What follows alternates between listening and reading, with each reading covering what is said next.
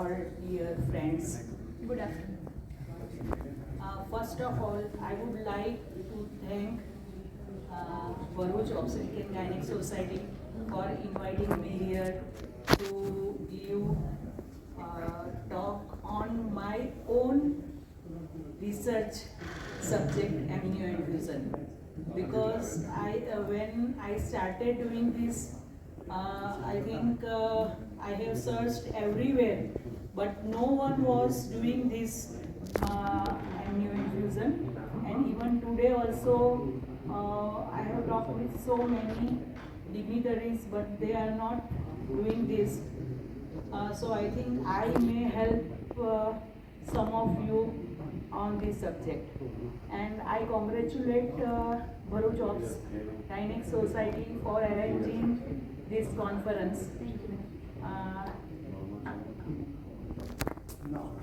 So actually I am doing amnioinfusion for two main problems. One, oligoamniosis in early second or third trimester or late second trimester, and second is amnioinfusion at term for normal vaginal delivery. Here mainly I have included all the cases for prolongation of pregnancy.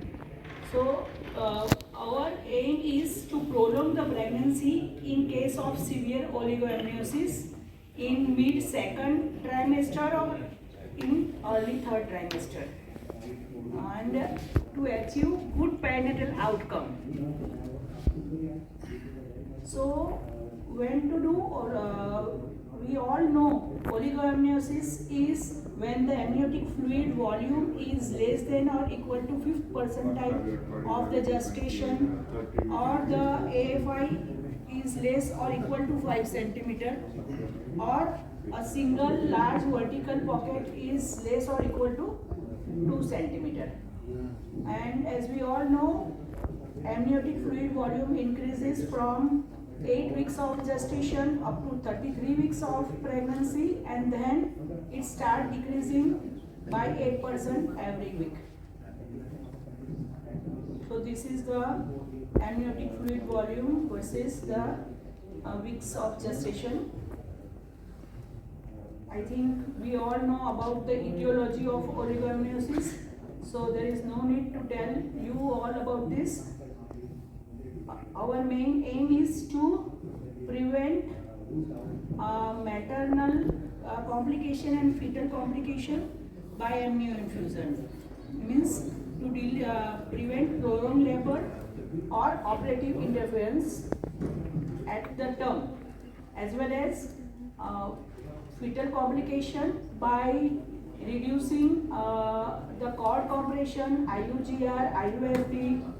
Many people are telling me that we are prolonging gestation even without doing amnioinfusion for oligoamniosis cases. But I have seen those patients after delivery, the baby, the fetus will not breathe and having lung hypoplasia. So that is main problem. So you can prolong gestation many a time, but the fetal lung will not develop in these all cases. So it is very important. And limb deformities, amputation, limb contracture, or meconium aspiration syndrome, all these are prevented, and low of guard, of course.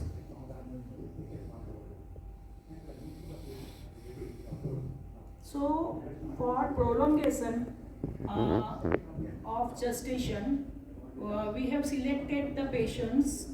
So in those patients, we have included those patients who are having oligoamniosis, normal umbilical artery blood flow on the color Doppler. Because if you are having color Doppler disturbed and there is reversal of blood flow in umbilical artery, then there is no role of amnioinfusion, because we have to deliver those patients. I have seen so many patients referred to me for amnioinfusion, and when we do color Doppler, at that time there is reversal of blood flow in umbilical artery. So these are contraindication for amnioinfusion.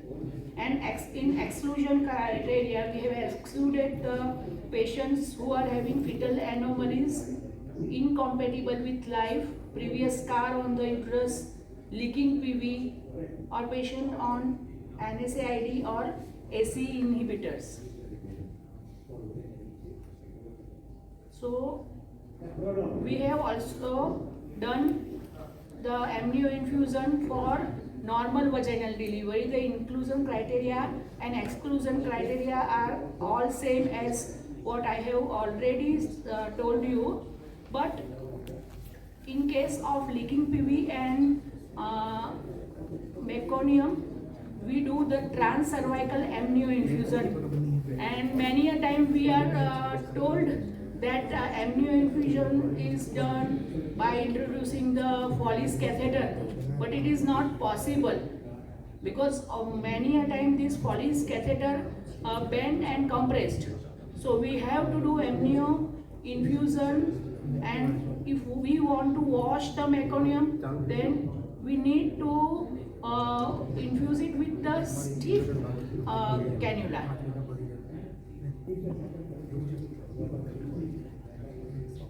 Before doing amnioinfusion, the important part is taking a proper consent of the patient. Along with this, we need to counsel the family as well as patient about the procedure.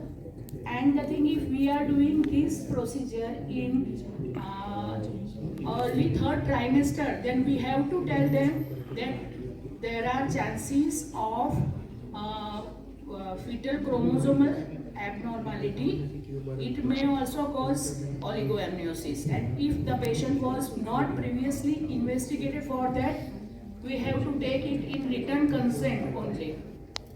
We cannot rule out the chromosomal abnormality in this baby.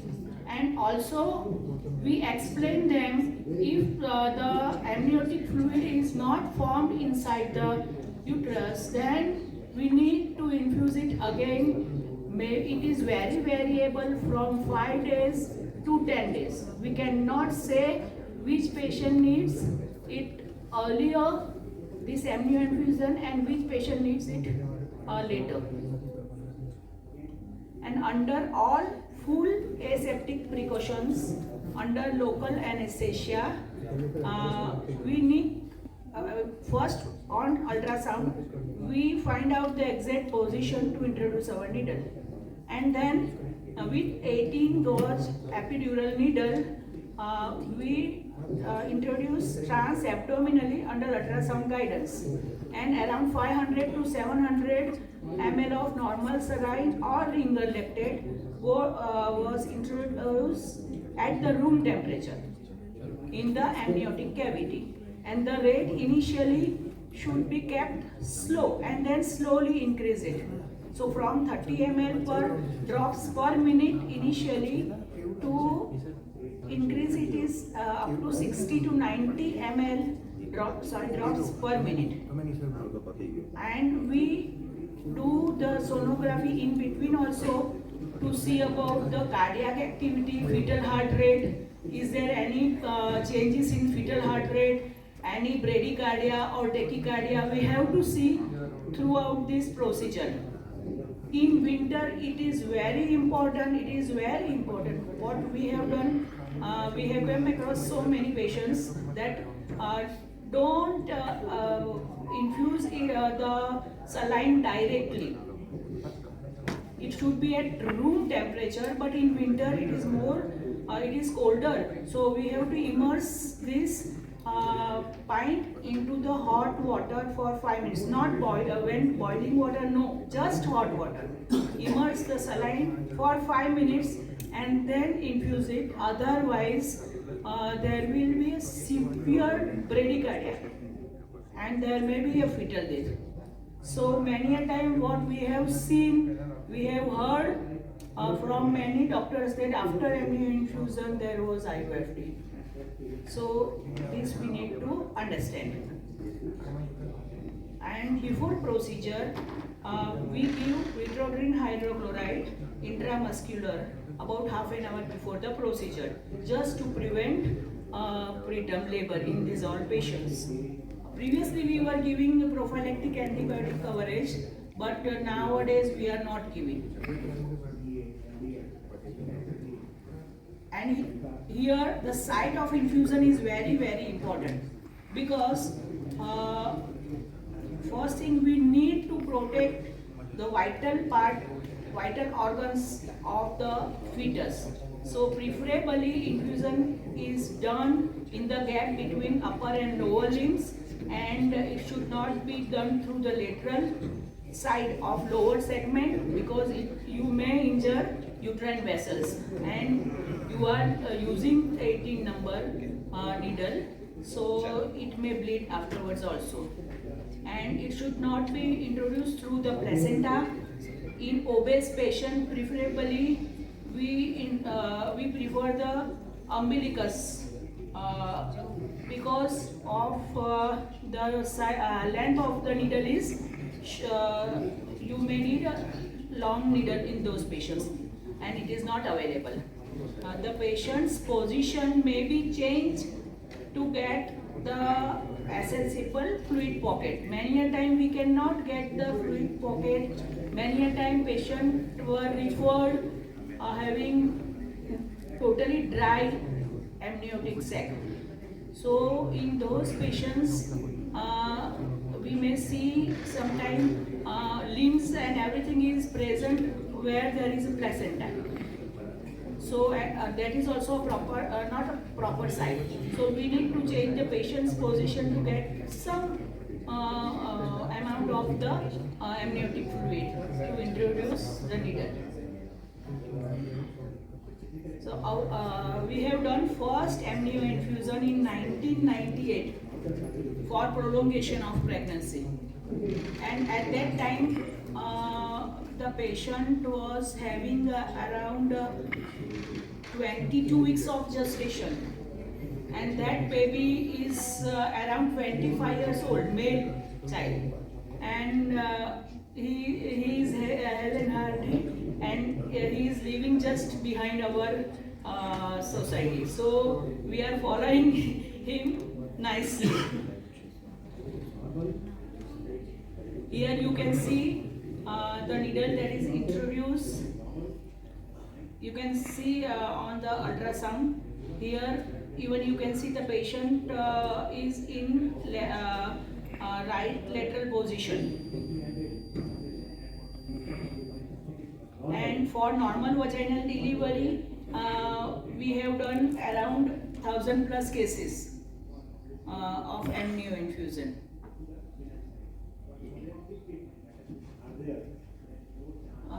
After doing amnioinfusion, we need to manage this case as a high risk patient. We give them regular ANC medicines, what is required, and we treat the medical disorder what the patient is having. We do the repeat sonography for the amount of Riker initially twice a week, then once a week, because we don't know how early the amniotic fluid will be absorbed again. And we explain the patient about adequate hydration, balanced diet, lifestyle modification. So we teach them yoga, meditation, regular exercise. So here we can see the age distribution of the patient. We have here is the socio-economic group of the patients. In this we can see that around 70% of our patients in whom we did prolongation, amnioinfusion, are from middle class. And gestational age at the first infusion, it varies from 20-25 weeks up to 31 to 32 weeks. Nowadays our NICU is handling these 32 weeks babies, so Yeah, we can deliver them, but as gynecologist, we can understand that if we are able to increase the age by gestation age by 1 week, then also it will decrease the perinatal mortality. If we are not having any other complication other than just idiopathic oligoamniosis, then we can increase up to 34, 36. These are the number of amnioinfusion that we have done, uh, from 1 amnioinfusion up to 4. These are the causes of oligoamniosis. They are bad obstetric history, PIH, stress, idiopathic. Here you can see that idiopathic is around 50%. So in those patients, it will be more useful. So results are the duration of prolongation. We are able to prolong the gestation from 2 weeks to 15 weeks. So that is a lot for the baby as well as mother. And we can prolong the pregnancy up to 30, 34 weeks, and in some patient up to 36 weeks. Mode of delivery, 11 patients were delivered by vaginal route and 6% needed LSCS, but all are for some other indication like IUGR or patient demands or precious pregnancy, breech presentation, and 2 had fetal distress. So in perinatal outcome, no baby had RDS or septicemia. One baby needed NICU